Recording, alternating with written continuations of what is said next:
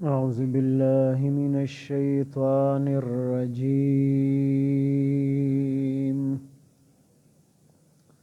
بسم الله الرحمن الرحيم.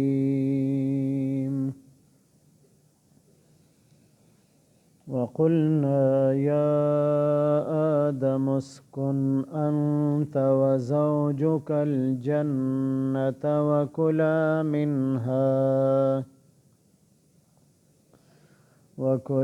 منها رغدا حيث شئتما ولا تقربا هذه الشجرة فتكونا من الظالمين.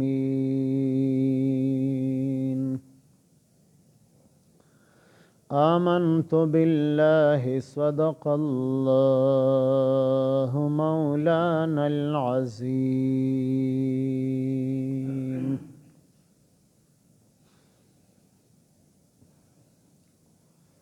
مخکې آیت مبارک کې حضرت آدم علیه السلام ته د فرشتو د الله په حکم سره د سجدې کولو ذکر وشو چې ټولو فرشتو سجده وکړله د تعظیم سجده او ابلیس د هغې نه انکار وکړ. ابلیس همیشه دپاره لعنتي وګرځېده. د فرشتو او د حضرت آدم علیه السلام ډیوټي تقسیم شوې چې فرشتې د خپل ډیوټي کوي او حضرت آدم علیه السلام ته الله پاک حکم وکړو چې جنت ته داخل شه. د حضرت آدم علیه السلام پیدایش او هغه ته سجده کول د فرشتو د دوانو خبرې دا د جنت نه بهر شوي دي. آدم علیه السلام الله پاک جنت ته داخل کو. د جنت کې هر قسم نعمتونه خوشاله موجود وي. د انسان فطرت دا دی چې د سره د خپل جنس یو ملګری موجود وي، نو دی بیا په هغې باندې خوشحالي. د دنیا په اعتبار سره که موږ وګورو او د پاکستان نه بهر ملک ته یو کس لاړ شي،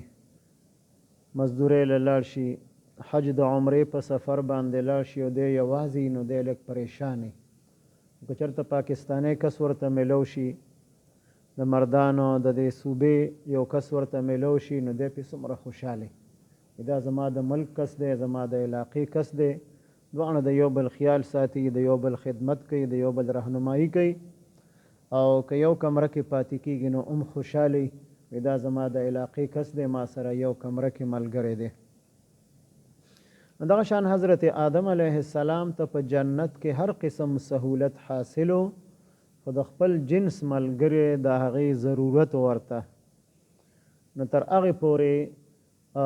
دی په آرام او په سکون باندې نو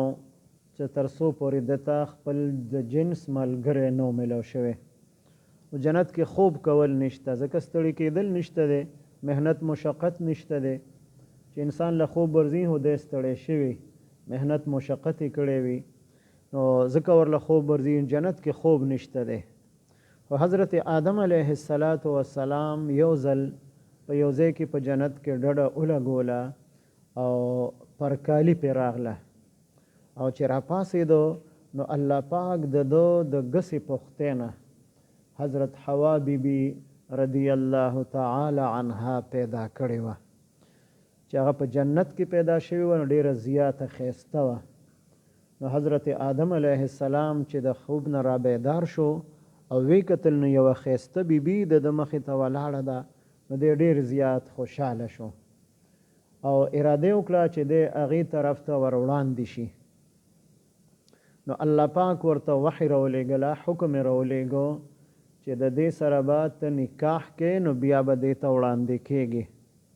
او په نکاح کې به مهر لازم وي، مهر به ورکې. نو حضرت آدم علیه السلام عرض وکړ چې یا الله زه خو د دنیا نه خالی لاس جنت ته راغلی ما سره خو څه شته نو مهر کې څه ورکم الله پاک ورته وفرمایل چې ستا په اولاد کې به په آخره زمانه کې یو پیغمبر پیدا کیږي حضرت محمد صلی الله علیه وسلم په هغه باندې درود شریف ووایه دا به ستا د بیبي او ستا د نکاح مهر شي نو حضرت آدم علیه السلام په نبی علیه السلام باندې درود شریف ولستلو او الله پاک په جنت کې د دې دوانو نکاح وکړله نکاح خوان الله پاک په خپل او نکاح وشوله په جنت کې یعنی حوا بیبي رضی الله تعالی عنها هغه بختور بیبي ده هغه پاکه بیبي ده چې د هغې پیدایش هغه په جنت کې شوی دی او بیا د هغې نکاح په جنت کې د حضرت آدم علیه السلام سره وشوله او الله پاک ورله په خپله باندې نکاح وتړله په دې وجه علما فرمایي چې نکاح دا یو سنت عمل دی او لومبنی نکاح په جنت کې شوی ده نو چې څوک نکاح تړل غواړي نو د هغه دپاره بهتر دا ده چې په مسجد کې نکاح وتړي په حجره بیټک کې نکاح جایز ده لیکن بهتر دا ده چې په مسجد کې وشي چې دا د الله کور دی او دا به په قیامت کې د جنت حصه جوړیږي دا څومره مساجد دي دا به ټول د جنت حصه جوړیږي نو چې په مسجد کې نکاح وتړه دا شوله که چې په جنت کې وتړله بیا حضرت حوا بیبي رضی الله تعالی عنها د آدم علیه السلام د ګسې پختې نه پیدا شوې ده او ګس طرف ته پختې دا د ټولو نه زیاته کږه وي نو دا به تاسو همدغه شان کږه پرېږدی هم نو او نه به د نیغولو کوشش کوئ یعنې دومره سختي به نه کوئ د بیبي سره چې هغې کې د حالت دې ته ورسیږي چې طلاق او جدایي پکې راشي یا په هغې باندې څوک لاس او خپې مات کړي داسې سزا شرعا ناجایز او حرام ده خاوند ته د سزا ورکولو اجازت شته دی او دومره سزا ورکولی شي چې د هغې زنانه په بدن باندې په سرمن باندې د هغې سزا اثر نه ښکاره کېږي که اثر ښکاره کېږي نو دا د شریعت نه خلاف ده او د سزا ورکولو نه مخکې د اصلاح نورې طریقې قرآن مجید ذکر کړي دي لکه وعظ نصیحت کول شو که هغې باندې کارون شي بیا بستره جدا کول شو او که په هغې باندې کار ونه شي نو بیا سزا ورکول شو مناسب سزا او که سزا باندې کار ونه شي نو بیا دوه کسان ثالثان چې یو به د زنانه د خاندان نه وي یو به د خاوند د خاندان نه وي هغې دواړه به کینی د دواړو په منځ کې به د اصلاح کولو کوشش وکړي که دوی د الله د رضا دپاره دا نیت او عزم وکړي چې د دې ښځې خاوند کور دې جوړ شي وی الله پاک به دوی ته د مصالحت توفیق ورکړي او د ښځې خاوند کور به جوړ شي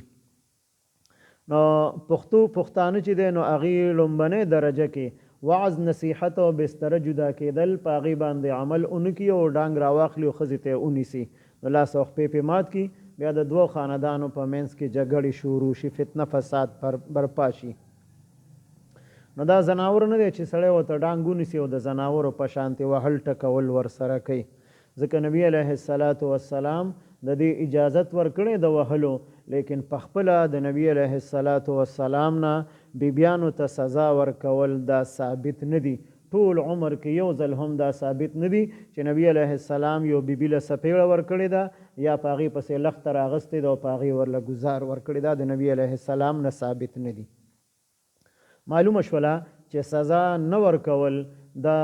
سنت عمل د نبی علیه السلام دی سزا ورکول جایز دي خو نه ورکول سزا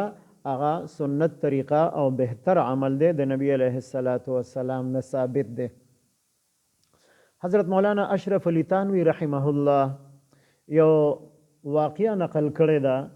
و یو بزرګو هغه له به خلق راتلل د اصلاح دپاره نو یو لوی مارو هغه م راغی ورله چې صاحب زه ستا مرید جوړېدل غواړم نو هغه پیر صاحب ورته ووې چې په دې شرط د مرید کومه چې چاله به ټک نه ورکې نقصان به چاله نه ورکې ویل چې ډېره ښه ده نو بس مرید شو وظایف یې ورله ورکړل او واپس لاړو خلقو له به ټک نه ورک نو خلقو ته یې پته ولګېده چې دا مار ډېر ښه مار دی دی چاله ټک نه ورکوي نو یې ماشومان به م راتلل او لوی به م راتلل چا به د لکۍ نه رانیوه چا به د سر نه نیوه چا به په کاڼو ویشتو د ځکه وی خلقو ته پته وه چې دا مار ټک نه ورکوي. نو چې څه وخت تیر شو نو مار واپس راغی ډېر زیات کمزوری شوی و. نو پیر صاحب ته وویل چېرې پیر صاحب وظیفې خو مې ډېرې وکړې خو که څه نوې وظیفه نو هغه راله راکړه. بیا هغه وتل چې خدای دې پوه کړه ته خو ډېر زیات کمزوری شوی چې دا څه وجه ده. وی صاحب تا راته ویلي چې ټک به نه ورکوې بس هر چا ته پته وه څوک به راتلل چا به په کاڼي ویشتم او چا به د لکۍ نه رانیوم او چا په ځمکه راښکلم نو سرمنې م رانه اړولې ده او کمزوری شوی هم یم. نو بیا پیر صاحب ورته ویل چې خیر دې ټک مه ورکړه خو خرش پرش کوه چې لږ دوړه د بو دې موجودي. نو وی مار چې دی نو بیا پرش شروع کړو. نو چې خرش پرش یې شروع کړل نو بیا څه بیا به خلکو ته منډې والې خلق به یېرېدل. ټک یې چاله نه ورکو په خرش پرش یې کول نو خلق به یېرېدل. نو دې کې د اشرف علي تانوي رحمه الله د دې نه نتیجه دا راوباسي چې خاوند که وهل نه کوي نو خرش پرش د خامخا کوي دوړه د بو دې ساتي. ځکه که دوړه د بو نه کوي نو بیا ښځې بې سره کېږي بیا نافرمانه کېږي بیا د خپل اختیاري نو خپل اختیار ته به زنانه نه پرېږدي چې په خپل اختیار باندې د کور نه د خاوند د اجازت نه بغیر بهر وځي. ځکه په داسې زنانه باندې لعنت ذکر دی په حدیث مبارک کې چې کومه زنانه د خاوند د اجازت نه بغیر د کور نه بهر وځي نو تر څو پورې دا کور ته واپس راغلی نه ده نو په دې باندې د الله پاک لعنت ورېږي. نو بهتره او جنتي بیبي هغه ده چې هغه د خپل خاوند تابعداري او هغه د خپل خاوند د زړه په اخلاص سره خدمت کوي. دا جنتي بیبي ده. او حدیث مبارک کې راځي چې د کمی بیبي نه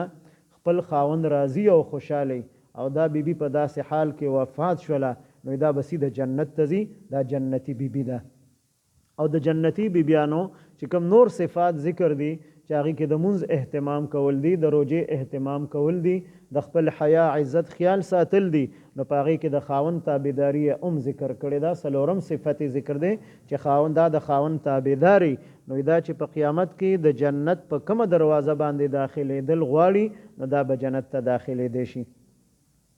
نو آدم علیه السلام د جمعې په ورځ باندې الله پاک پیدا کړی هم دی د جمعې په ورځ باندې جنت ته هم داخل کړی دی او د جمعې په ورځ باندې بیا دنیا ته رالیږلی د جنت نه بهر او د جمعې په ورځ به قیامت هم قایمیږي. نو دغه شان حوا بیبي الله پاک په جنت کې پیدا کړه او د هغې نکاح د حضرت آدم علیه السلام سره الله پاک په جنت کې وکړله او بیا دواړو ته حکم وکړو چې تاسو دواړه په جنت کې اوسېږئ. آدم علیه السلام تم حکم شو چې تم په جنت کې اوسېږه او بیبي ته ځان له حکم شو چې تم په جنت کې اوسېږه. د دین علماو دا مسله اخذ کړې ده چې په رهایش کې ښځه دا د خاوند تابع ده. که خاوند په ښار کې اوسېږي نو ښځه به ورسره هم په ښار کې اوسېږي. ښځې ته دا حق نشته دی چې ما له په بانډه کې کور جوړ کړه زه په ښار کې نه یم خوشحاله. دا د خاوند اختیار دی. او که خاوند په بانډه کې اوسېږي نو ښځې ته دا حق نه دی حاصل چې دا خاوند مجبوره کړي چې ما به په ښار کې اوسې زه په بانډه کې نه اوسېږم. بس د خاوند اختیار دی که دی په ښار کې اوسېږي نو بیبي به ورسره ښار کې اوسېږي او که خاوند په بانډه کې اوسېږي نو بیبي به ورسره هم په بانډه کې اوسېږي. نو دلته د اوسېدلو ځان له حکم کړی دی. نو دین علماو دا مسله اخذ کړې ده چې ښځه په رهایش کې دا به د خاوند تابعداري. که خپل کور نه نو د کور کرایه دا په خاوند باندې ده. د بیبي نان نفقه د هغې علاج معالجه د هغې غم خادي او د هغې کپړې لباس سچ ضروریات دي بنیادي ضروریات دا ټول د خاوند په ذمه باندې لازم دي. دا په خاوند باندې دي خرچه او د کور خدمتو دا د زنانه په ذمه باندې دی. د کور خدمت اندرونی کور کې څه کار وي هغه د زنانه په ذمه دی او بهر چې څه کارونه دي هغه د خاوند په ذمه باندې دي. د اوسېدلو نه وروسته بیا د خوراک ذکر یې کړی دی. په جنت کې خوراک وایي تاسو دواړه په دې جنت کې خوراک کوئ خو د خوراک سره یو لفظ استعمال کړی دی رغدن. رغدن معنی د داسې خوراک چې هغه په اسانۍ سره بغیر محنته مشقته انسان ته ملاویږي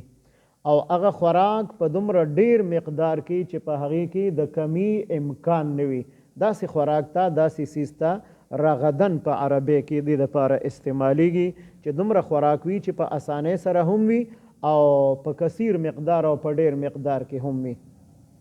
نو جنت کې هر قسم خوراک چې انسان ته ملاویږي هغې دپاره د نوکرۍ، د دیاړۍ، د مزدورۍ، د محنت مشقت او د هغې د پخولو دغه ضرورت نشته. هر یو څیز به تیار میلاویږي، بغیر محنته، بغیر مشقته او په اسانۍ سره به میلاویږي. نو ځکه رغدن لفظ استعمال کړی دی. او په دومره ډیر مقدار کې وي چې یو جنتي میوه راوشو کوي، هغه اخوري د جنتي ونې نه، نو فوراً به د هغې په ځای باندې تر و تازه او پخه میوه ولګي. او داسې به هم نه چې دې موسم کې شته او په دې کې نشته دی. هر موسم کې به هر قسم جنتي میوې جنتیانو ته په ډېر لوی مقدار کې میلاویږي. او دغه شان جنتي نهرونه چې په هغې کې کم نعمتونه دي، نو هغه به هم په ډېر لوی مقدار کې، هېڅ قسم پابندي به نه په جنت کې چې دا خوره او دا مخوره، او نه به پکې پال پریزي چې دا شوګر دی او دا بلډ پریشر دی او دا فلانې بیماری ده. ځکه همیشه دپاره به روغ صحت وي، همیشه دپاره به زندگی وي، همیشه دپاره به ځواني وي. بوډاوالی پکې نشته دی، مرګ پکې نشته، بیماری نشته دی، جنگ جګړې نشته، پریشانی نشته، ټینشن نشته دی، ځکه هر څه به مفت میلاویږي. نو د هغې دپاره رغدن لفظ استعمال کو چې تاسو په جنت کې خوراک کوئ، دواړه فراخه خوراک کوئ. او اختیار ورته بل ورکو چې کوم ځای کې ستاسو خوښه په جنت کې، نو هغه ځای کې خوراک کوئ. خاوند په یو ځای کې خوراک کوي، بیبي په بل ځای کې خوراک کوي، دواړو ته اجازت دی. نو دې کې دا مسله راوښکله مفسرین او علماو د رغدن حیث شئتما کې چې بیبي په خوراک کې د خاوند تابع نه ده. چې خاوند وایي زما دال خوښ دي، نو ښځې ته وایي چې ته به هم دال خوري، د هغې به یا دال خوښي یا به نه خوښو. د ښځه او خاوند د هغې به ځان له خپل مزاجي، د خاوند به یو څیز خوښي، د بیبي به بل څیز خوښي. نو بیبي به په دې باندې نه مجبوره کوي چې دا څیز زما خوښ دی، دا به ته هم را سره خورې. هغې ته د څه نه څه درجه کې اختیار ورکړي چې د هغې د مزاج موافق کوم څیزي د هغې خوښي، نو خاوند باندې لازم دي چې هغه ورله راوړي که د په طاقت کې وي. او که طاقت کې نه، نو بیا په هغې ګناهګار نه دی. نو په خوراک کې ښځه د خاوند تابع نه ده. خاوند ځان له خوراک کولی شي، بیبي ځان له خوراک کولی شي. او که دواړه په شریکه یو ځای خوراک کوي نو ډېره بهتر ده. سنت عمل دی، د نبي علیه السلام نه ثابت دی، هغې د خپلو بیبیانو سره یو ځای خوراک کړی دی. درېیمه خبره چې په دې آیت مبارک کې ذکر ده، هغه یو پابندي الله پاک ولګوله. یو خاص ونه هغه ورته الله پاک وښودله چې هر څه خورئ، په هر ځای کې خورئ، په جنت کې خوراکونه کوئ، خو دا یو ونه ده، نو د دې نه به تاسو خوراک نه کوئ. دې ته به نږدې کېږي هم نه. خوراک خو لرې خبره ده، نږدې به هم دې ونې ته نه ورځئ. اوس دا ونه د څه ونه وه؟ نو قرآن مجید کې یا احادیثو مبارکو کې د دې تعین ذکر نه دی چې دا ونه د څه وه. مفسرینو تاریخي او اسرائیلي روایات نقل کړي دي. نو په بعضې روایاتو کې د انګور ذکر دی، په بعضې روایاتو کې د انځر ذکر دی، په بعضې روایاتو کې د بادام ذکر دی،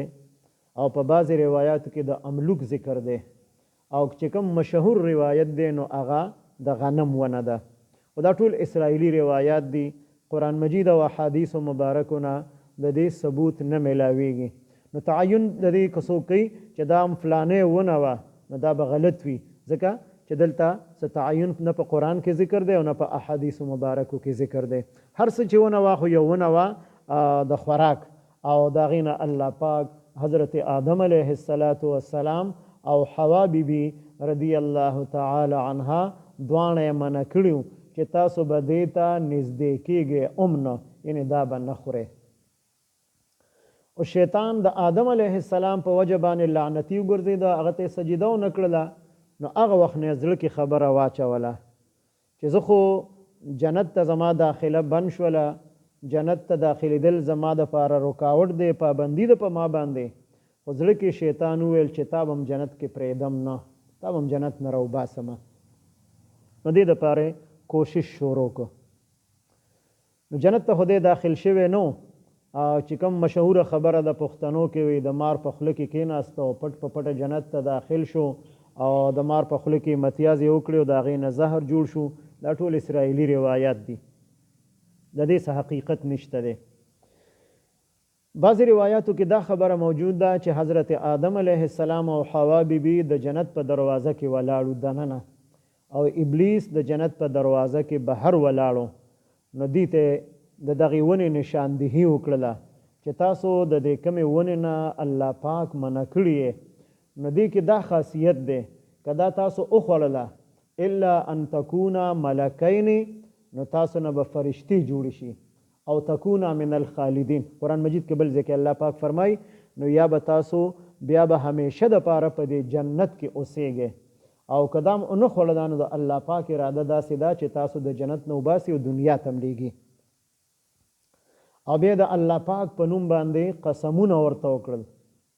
وقاسمهما انی لکما لمن الناصحین. دواړو ته د الله په نوم قسم وکړو چې زه ستاسو خیر خوا یم. نو آدم علیه السلام چې دا قسم د الله په نوم باندې وورېد، نو شیطان خو یې پیژنده چې دا شیطان دی، خو چونکې دنیا ته آدم علیه السلام نو راغلی، د دنیا د ماحول نه خبر نو، د دنیا د رسم و رواج نه خبر نو چې داسې څوک کېدی شي چې هغه به د الله په نوم باندې په دروغه قسم کوي. نو خیال یې وکړو چې د شیطان ټولې خبرې خو دروغ دي، د دوکې دي، خو کېدی شي چې یو خبرې صحیح وي چې دا کومه خبره باندې دی د الله پاک په نوم باندې قسم کوي. نو یا مخامخ خبرې وکړي، او یا داسې وشو چې شیطان ته الله پاک دا طاقت ورکړی دی چې هغه د انسان په زړه کې براه راست وسوسه اچولی شي، شیطانی القا چې ورته ویلی شي، شیطان یو خبره د انسان په زړه کې اچولی شي. او د دې مثال علماو د ریموټ کنټرول ذکر کړی دی چې ریموټ کنټرول انسان سره په لاس کې ګاډی بهر ولاړ دې ځای نه بټن دبو کی او هلته ګاډی چې دی نو لاک شي یا لاک کولو شي. نو دغه شان شیطان ته الله پاک طاقت ورکړی دی، نو براه راست د هغې په زړه کې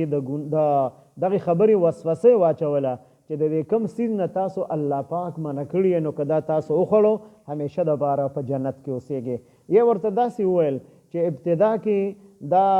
میوه چونکې تاسو ابتدا کې راغلي وې جنت ته، نو دا ستاسو دپاره بهتر نه وه. اوس چونکې ډېر وخت تاسو تیر کو، د جنتي میوې خوراکونه هم وکړل، اوس دا تاسو ته نقصان نه درکوي، لهذا دا تاسو وخورئ.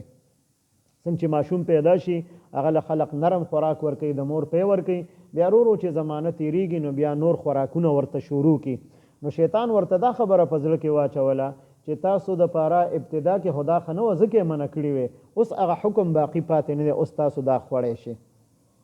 نو حضرت آدم علیه السلام او حوا بیبي رضی الله تعالی عنها هغه د شیطان د دې خبرې نه متاثر شو او هغه ونې طرف ته هغې ورنږدې شو. نو شیطان مختلف قسمه خبرې حضرت آدم علیه السلام ته د وسوسې په طور په زړه کې واچولې. یې ورته داسې وویل چې الله پاک تاسو ته کومه خاص ونه ښودلې وه، نو هغې ته مه نږدې کېږئ، خو که د هغې د جنس نه بله ونه په جنت کې وي، نو د هغې نه که تاسو خوراک وکړو نو همیشه به تاسو په دې جنت کې پاتې شئ، او هغه ونه خیر دی مه خورئ، ځکه د هغې نه تاسو الله پاک منع کړي یې. او یا داسې وشو چې د آدم علیه السلام نه د الله پاک هغه حکم هیر شو. قرآن مجید کې الله پاک په 14مه سپاره کې فرمایي فنسیه، د آدم علیه السلام نه دا خبره هیره شوله چې دا کومه خبره الله پاک ذکر کړې ده، ولا تقربا هذه الشجرة، چې دې ونې ته نږدې کېږئ مو. نو لومبنی بشري خاصیت او صفت په جنت کې د حضرت آدم علیه السلام د پاره چې کم ښکاره شو او کم صفت نه ظاهر او صادر شو، نو هغه څه هغه د هیر صفتو. ولم نجد له عزما، الله پاک فرمایي چې موږ هغه کې د نافرمانۍ کلکه اراده نه ولیدلې چې دی د الله پاک نافرمانی وکړي. بعضې خلق وایي آدم علیه السلام نه ګناه نه وه شوې، په جنت کې ګناه کړې وه، موږ هم انسانان یو، موږ هم د آدم علیه السلام بچي، موږ هم ګناه کېږي. د خپل ځان د ګناه دپاره یو پیغمبر ته د ګناه نسبت کول په دې کې د ایمان خطره ده چې انسان د خپلې ګناه او د خپل ځان د دفاع دپاره د آدم علیه السلام نوم پیش کوي. ځکه الله پاک فرمایي فنسیه، د هغه نه خبره هیره شوله، ولم نجد له عزما، او هغه کې موږ د ګناه او د نافرمانۍ کلکه اراده هغه نه وه موندلې. به هر حال هر څه چې یا آدم علیه السلام دا خیال وکړو چې دا کومه نهي حکم دی موږ ته چې مه کوئ داسې څیز ته نږدې کېږئ مو. نو په دې کې نهي کې دوه قسمونه، یو نهي تحریمي دی چې هغه حرام دی، د هغې خلاف کول هغه ګناه کبیره ده، او یو نهي تنزیهي دی. نو نهي تنزیهي که هغې باندې انسان عمل وکړو نو بهتره ده، او که عمل په ونکو د هغې خلاف یې وکړو نو هغې باندې انسان ګناهګاریږي نو آدم علیه السلام دا خیال وکړو چې دا به نهي تنزیهي وي نو په دې وجه باندې هغه ونې ته دواړه ورنږدې شو او د هغې میوې را وشو کوله او هغې چې په ژبه باندې کېښوده صرف سکنې وکړل فلما ذاق الشجرته الله پاک فرمایي چې کله دغه ونه د هغې هغه میوې په ژبه کېښوده او ویې سکله خوراک خو لرې صرف سکنې وکړله بدت لهما سوآتهما نو د هغې شرمګاهونه دواړه یو بل ته ښکاره شو جنتی لباس فورا د بدن نه د دواړو وغورځېده دا د شیطان لومبنۍ حمله وه په انساني تمدن باندې چې انسان یې بربنډ کو انسان یې بې لباسه کو او نن زمانه کې بیا شیطان هغه حمله کې کامیاب دی چې زنانو ته داسې لباس ور واچو چې په هغې کې د هغې بدن ښکاره کېږي په هغې کې د هغې د بدن د اندامونو حجم ښکاره کېږي بې پردې لباس دی نو داسې لباس چې په هغې کې بدن ښکاره کېږي په هغې کې پرده د زنانه نه داسې زنانه دا د بربنډې زنانه په حکم کې ده لہذا خپلو زنانو ته دا تعلیم ورکول پکار دي چې هغې داسې لوپټه په سر چې د سر ویښته پکې نه ښکاري مرۍ او سټ پکې نه ښکاري داسې لباس دی اچي چې په هغې کې د هغې بدن نه ښکاره کېږي د هغې د بدن د اندامونو حجم پکې نه ښکاره کېږي داسې لباس زنانه دپاره د حیا او د عزت لباس ځکه دا موجوده چې کوم لباس زنانه اچي د بې حیایۍ او د بې پردګۍ دا شیطانی لباس دی شیطان په خپله حمله کې کامیاب شوی دی نو شیطان ته شکست ورکول پکار دي د شیطانی لباس نه ځان بچ ساتل پکار دي او که خاوند په خپل دغه لباس د خپل بیبیانو دپاره د بازار نه راوړي نو دیم په هغې کې ګناهګار دی ځکه چې د بې حیایۍ او د بې پردګۍ موقع دی په خپل هغې ته ورکوي نو زنانو له پکار دي چې هغې د خپل حیا د خپل پردې هغه پوره خیال وساتي د خپل آخرت فکر وکړي ځکه حدیث مبارک کې راځي چې قیامت ته نږدې به زنانه په داسې حال کې وي چې یا به مکمل بربنډي او یا به نیمې بربنډي وي بس هغه زمانه د قیامت ته نږدې چې زنانو داسې لباس واچو چې یا پوره بربنډې ښکاري یا نیمې بربنډې په هغې کې ښکاري نو داسې لباس بیا په دې کې مونځ هم نه کېږي چې کومه لباس کې کومو کپړو کې د زنانه پرده نه راځي نو هغې کې د هغې مونځ هم جایز نه دی نو دا لومبنۍ حمله وه شیطاني حمله په جنت کې وشوله په حضرت آدم علیه السلام او حوا بیبي باندې چې هغې باندې دغه خبره یې وکړله چې دا میوې ته تاسو نږدې شئ او دا تاسو اخورئ دوکې ورله ورکړله نو جنتي لباس فورا هغه د بدن نه وغورځېده خو بیا هم په هغې کې حیا او پرده دومره وه د ښځې خاوند خو یو بل نه ستر نشته دی که دواړه بربنډو یو بل ته کتل هغې دپاره جایز و خو بیا هم په حیا غالبه وه د خپلې پردې اهتمام یې وکړو او جنتی ونو طرف ته منډې کړې چې د هغې پاڼې روشو کوي او د هغې د دې عمل اثر په هغه جنتي ونو باندې مو شو نو جنتي ونو هغه څانګې به ترې اوچتېدلې دی به ورپسې اوچتېدل چې پاڼې روشو کوي او خپل بدن پې پټ کړي نو هغې ورله هم د پردې دپاره خپلې پاڼې نه ورکولې تر دې پورې چې د انځر ونې ته ورسېدل او د انځر ونې دا قرباني ورکړله چې هغه ونه ورته راښکته شوله د هغې نه یې پاڼې راوشکولې او مخې ته او شاته د خپل ستر او د پردې په هغې باندې د پټولو اهتمام یې وکړو او بیا الله پاک ورته حکم وکړو چې اوس تاسو جنت کې نشئ پاتې کېدلی وقلنا او وویل مونږه یا آدم اسکن اے آدم علیه السلام اوسیږه انت تو وزوجک او بیبستا الجنت په جنت کې دواړه په جنت کې اوسیږي خو اسکن معنی دا ده چې ستاسو جنت کې اوسېدل دا به عارضي وي مستقل بنی ستاسو به دنیا ته تګ وي او بیا چې په دنیا کې تاسو صحیح زندگی تیره کړه نو بیا به د جنت ته راځئ جنت ورته الله پاک وښودو چې دا جنت ستاسو اصل مقام دی خو دې دپاره به تاسو دنیا کې محنت مشقت برداشت کوئ اعمال به کوئ نو بیا به تاسو د جنت ته راځئ په جنت کې د آخرت د ژوند په اعتبار سره حضرت آدم علیه السلام نیمه ورځ تیره کړې ده او د دنیا د حساب په اعتبار سره 1500 کاله حضرت آدم علیه السلام په جنت کې تیر کړي دي بیا الله پاک دنیا ته راولېږه نو اسکن نه دا خبره معلومیږي چې دې ته د اوسېدلو په جنت کې عارضي اجازت ځکه الله پاک داسې حالات برابر کړل چې آدم علیه السلام او حوا بیبي هغې دنیا ته راولېږل. وکلا منها او خورې دواړه په دې جنت کې رغدن فراخ رزق، فراخ خوراکونه چې څومره تاسو خوړی شئ او په اسانۍ سره به خورئ، هغې دپاره به محنت مشقت هم نه وي. ځکه جنتیانو ته به جنتي میوې او د هغې څانګې راښکته کېږي. که یو جنتي ملاستي نو په ملاسته به د خولې ته هغه میوې راځي، او که ناستي نو په ناسته به د خولې ته راځي، او که دی ولاړي نو په ولاړه به د خولې ته هغه جنتي میوې راځي. حیث شئتما، حیث په کوم ځای کې، شئتما چې ستاسو د دواړو خوښه وي. په جنت کې کوم ځای کې کوم قسم میوه تاسو خوړل غواړئ، تاسو ته اختیار دی، تاسو ته اجازت دی. خو صرف یو ونه د هغې پابندي ولګېده. ولا تقربا او تاسو دواړه مه نږدې کېږئ هذه الشجرته، دې ونې ته. ځکه چې انسان نږدې شي هغې ته نو بیا ورته زړه کېږي، ځکه یې وفرمایل چې تاسو دې ته نږدې مه ورځئ. او که تاسو دې ته نږدې شوي او د دې نه خوراک وکړو، فتکونه نو شی به تاسو دواړه من الظالمین، په خپل ځان باندې د زیاتی کوونکو نه.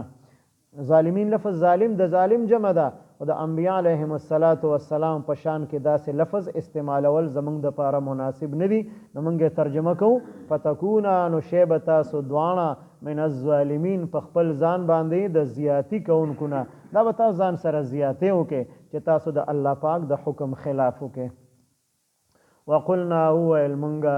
یا آدم اسکن، اے آدم علیه السلام اوسیږه، انت تو و زوجک او بیبستا الجنتا په جنت کې، وکلا منها او خورې دواړه په دې جنت کې رغدن فراخ خوراک، حیث شئتما کوم ځای کې چې ستاسو د دواړو خوښه وي. ولا تقربا او تاسو دواړه مه نږدې کېږئ هذه الشجرته، دې ونې ته، فتکونا نو شی به تاسو دواړه من الظالمین، د زیاتی کوونکو نه په خپل ځان باندې. اللهم صل على سيدنا محمد وعلى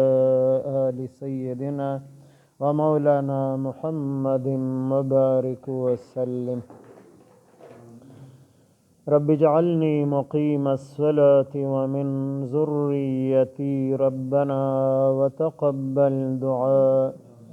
ربنا اغفر لي ولوالدي وللمؤمنين يوم يقوم الحساب. ربنا اغفر لنا ولإخواننا الذين سبقونا بالإيمان ولا تجعل في قلوبنا غلا للذين آمنوا ربنا إنك رؤوف رحيم. ربنا هب لنا من أزواجنا وذرياتنا قرة أعين واجعلنا للمتقين إماما. وصلى الله تعالى على خير خلقه محمد وعلى آله وأصحابه أجمعين. آمين برحمته.